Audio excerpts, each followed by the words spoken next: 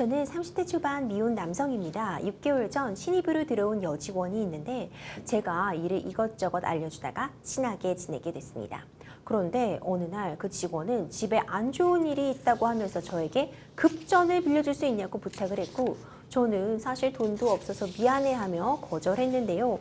그런데 제가 돈을 빌려줄 수 없다고 거절한 이후부터 그녀는 계속해서 돈을 빌려달라며 저에게 끊임없이 요구하는데요. 그 여직원이 도대체 왜 이러는지 모르겠고 저는 너무 불안한데 혹시 이런 것도 스토킹에 해당될까요? 이런 사연이 접수가 되었어요. 변호사님, 우선 사연 어떻게 보셨어요? 이제 근로관계에서 이제 서로 업무를 하다가 이제 친해져가지고 돈을 요청을 했는데 빌려달라 요청을 했는데 거부를 한 거죠. 그런데 거기서 끝나야 되는데 계속해서 이제 그 친분관계를 이용해서 돈을 요청했을 때 경우 이거 참 난감한 그런 사연인 것 같습니다. 그런데 계속 요청하고 있으니까 자신도 너무 힘드니까 이렇게 사연을 주신 것 같습니다. 근데 일방적으로 스토킹은 쌍방이 합의된 그런 사랑이 아니라 한쪽이 일방적으로 애정을 갈구하는 상황 내지는 뭐 남성이 여성을 대상으로 하는 거 아니냐는 이런 인식이 조금 있어요. 이런 부분도 잘못된 부분도 있을 수는 있을 것 같은데 근데 이렇게 사연처럼 돈을 빌려달라고 지속적으로 연락을 취하는 것도 스토킹의 범주에 들어올 수 있을까요? 예, 스토킹이라는 개념이 꼭 애정관계이거나 남자가 여자를 계속 쫓아다니거나 그런 개념이 아닙니다. 이제 스토킹이라는 거는 계속적으로 반복적으로 그 사람한테 연락을 주거나 집에 찾아가거나 그런 전기 휴대폰을 이용해서 연락하거나 이렇게 모든 게 다 스토킹입니다. 그렇기 때문에 꼭 애정 관계가 아닌 지금처럼 돈 관계 때문에 계속 빌려달라고 계속 요청한 경우에도 스토킹이 될 수 있고 지금 사연은 여자가 남자한테 계속해서 반복적으로 연락해서 돈을 빌려달라고 하는 경우도 비록 주체가 여자라 하더라도 충분하게 스토킹이 될 수가 있습니다. 지금 스토킹 처벌법이 지난해 10월부터 시행이 되었습니다. 실제로 지금 처벌이 좀 이루어지고 있나요? 예, 지난해 4월 22일에 법이 제정됐습니다. 그리고 지난해 10월 21일자로 스토킹법이 시행되고 있습니다. 지금 법 시행한 지 10개월 정도 됐는데요. 올해 6월 13일 날 그 경찰청이 2021년 사회적 약자 보호 치안 백서를 제작했는데요. 여기에서 이제 5개월 동안 시작한 지 스토킹 처벌 5개월 동안 어떻게 검거됐고 몇 명이 구속됐는지에 대해서 통계를 낸 적이 있습니다.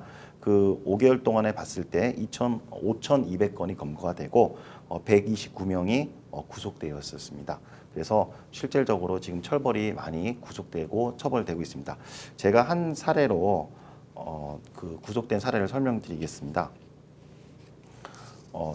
주점에서 여주인을 만난 거예요. 그러니까 손님이 당연히 이제 술집을 이용할 수 있겠죠. 근데 술집에 갔는데 여자 주인이 있었던 겁니다. 그 주인한테 가서 계속해서 그 주인한테 집에도 근처에도 찾아가고 전화도 가고 물론 이제 상가도 그 가게도 계속해서 반복적으로 거부 표시를 했지만 계속해서 반복적으로 찾아가게 된 거죠. 이에 대해서 그 올해 4월 22일 날 이 사람에 대해서 징역 6개월에 대한 실형을 선고를 했었습니다. 그리고 그 다음에 40시간의 스토킹 치료 프로그램에 이수를 명하는 선고가 있었습니다.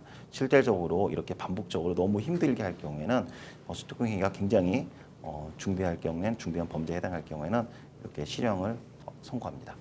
그렇군요. 스토킹 피해를 겪는 경우 신고하면 바로 어떤 조치들이 이루어지는지 궁금해하실 것 같아요. 예, 스토킹에 대해서 조치가 이제 두 가지가 있습니다.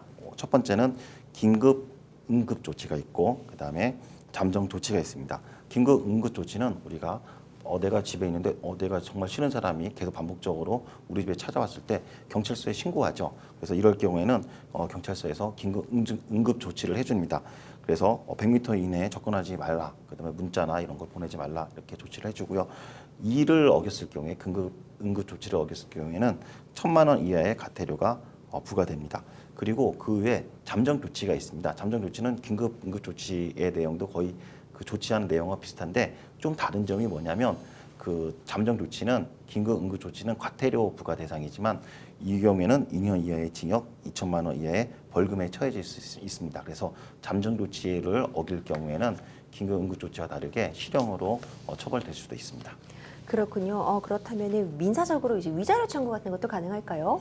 예, 위자료 청구도 가능합니다. 지금 명백하게 스토킹 처벌로 형사처벌을 받는다고 하면은 그 판결문을 가지고 민사청구의 증거로 사용할 수 있고 또 약식 명령을 받을 경우 약식 명령서를 피해자가 검찰청에서 받을 수가 있습니다. 그래서 그거를 증거로 해가지고 민사 위자료 청구가 가능합니다.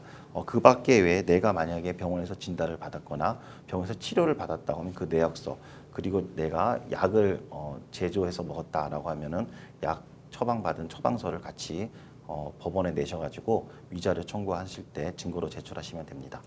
네, 이번 경우 이제 스토킹 피해에 대해 스토킹 처벌법에 따른 보호 조치들, 잠정 조치들뿐만 아니라 경우에 따라서는 위자료 청구도 가능하실 것으로 보이니까요. 예. 아무쪼록 피해 빨리 좀 멈추시고 좀 제대로 보장 받으시기를 바라겠습니다. 여러분들은 지금 생생법률쇼 함께하고 계십니다.